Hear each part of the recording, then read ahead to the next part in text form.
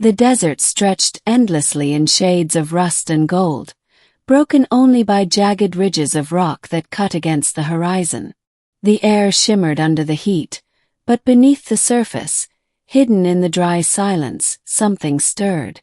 Captain Elias Vey stood alone at the mouth of a canyon, staring down at the fractured remains of what had once been a spacecraft. His spacecraft. The wreckage had lain dormant for years, its metallic hull torn apart by the crash that had brought him here. He should have been dead. By every measure, by every logical assumption, no one survived an impact like that. Yet Elias was here, alive though scarred, both in body and mind. He had long stopped asking why. Survival had become his ritual. Scavenging for water in the rocks, hunting the wiry desert fauna, listening to the lonely howl of the alien winds. But that day was different. That was the day she appeared. The encounter.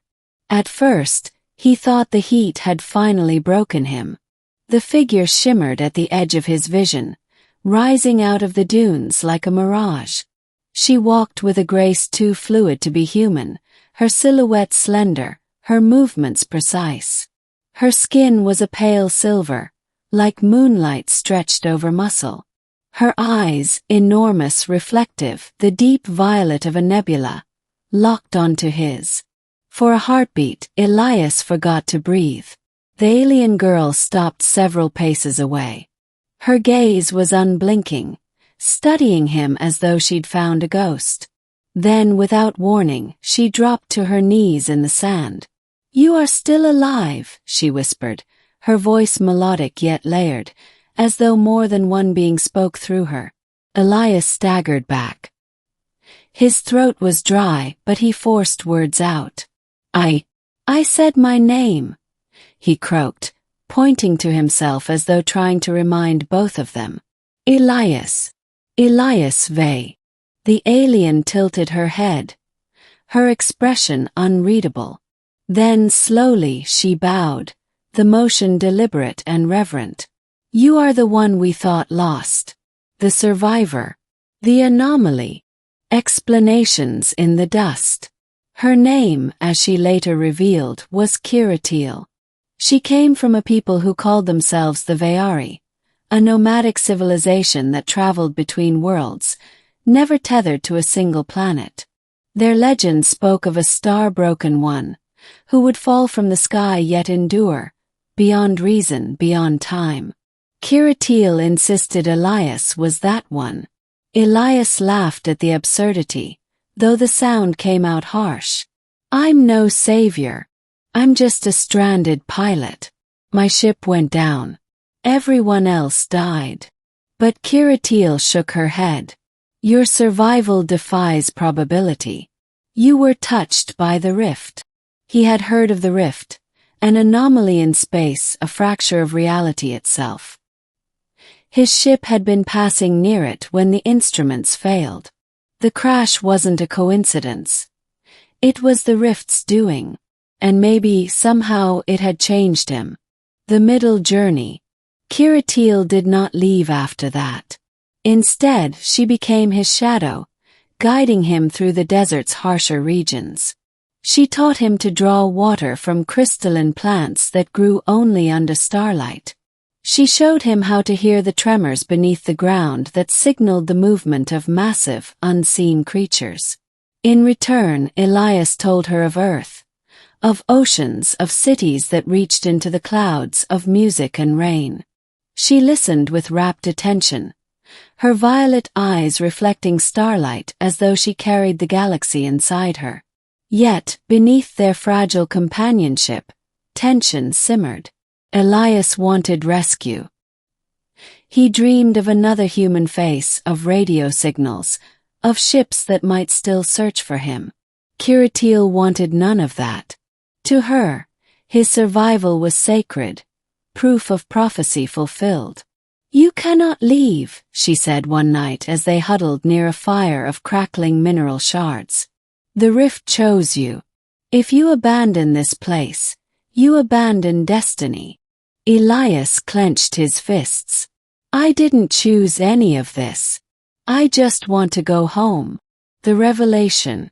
Weeks passed. Then, deep within the canyons, Elias discovered something that changed everything. Buried beneath layers of sand was not just his wrecked ship but also a structure. Vast, alien, humming faintly with energy. The architecture curved like frozen waves, etched with symbols that pulsed when he drew near. Kiratil fell to her knees again upon seeing it. This is the Echo Forge, she breathed. The cradle of the rift. Inside, the air shimmered with strange light. Time itself seemed distorted. Shadows moved slower than his steps. Sound stretched unnaturally. At the forge's core lay a crystalline chamber, cracked but still alive with power. Elias touched it, and a flood of visions consumed him. Memories not his own. He saw ships torn apart by invisible storms. He saw worlds bending, splitting, reforming. And always at the center, a human figure walking unscathed through chaos. Himself. The rift had marked him. Choice. The truth hit Elias like gravity. He hadn't just survived the crash by luck. The rift had altered him, binding his existence to its chaotic fabric. That was why Kiratil's people revered him, why she treated him not as a man but as a living prophecy. But with that realization came a choice. The forge could open again. The rift could be awakened. Through it he might find a path back to human space, or unleash forces beyond comprehension. Kiratil pleaded with him. If you return, the balance breaks. The rift is unstable, but bound to you, it can remain dormant. If you leave, you risk unmaking the stars themselves. Elias stood in the chamber, the hum of alien energy crawling over his skin. The thought of never seeing Earth again, never hearing another human voice, carved into him like a blade. But the weight of responsibility pressed harder.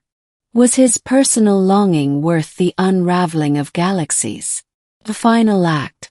The decision came not with triumph but with quiet resignation. Elias placed both hands on the crystalline core. It burned him, seared him to the marrow, but he did not let go. He poured his will into the forge, commanding it not to open but to seal. Light erupted, flooding the chamber, pouring out across the desert in waves. The very sky trembled. Kiratil shielded her eyes, crying out words in her own tongue.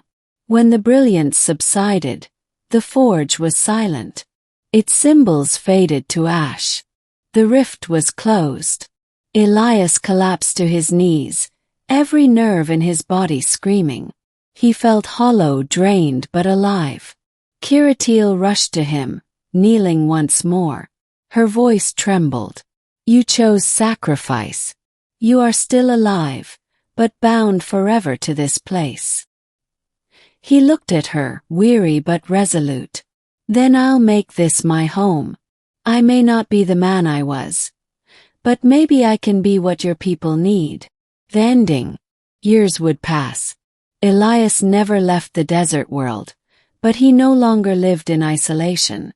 The Veari came, drawn by the legend of the star-broken one who had sealed the rift. They built sanctuaries around the ruined forge, not as worship but as remembrance, a warning of what power unchecked could do. And Elias became something more than a stranded pilot. He became a guardian, a teacher, a bridge between humanity and the alien. His name, Elias Vey, was remembered not just by his own kind but whispered across the stars by civilizations that had never known Earth. Yet in the quietest hours, when the desert winds sang against the cliffs, he thought of rain, of oceans, of the world he left behind.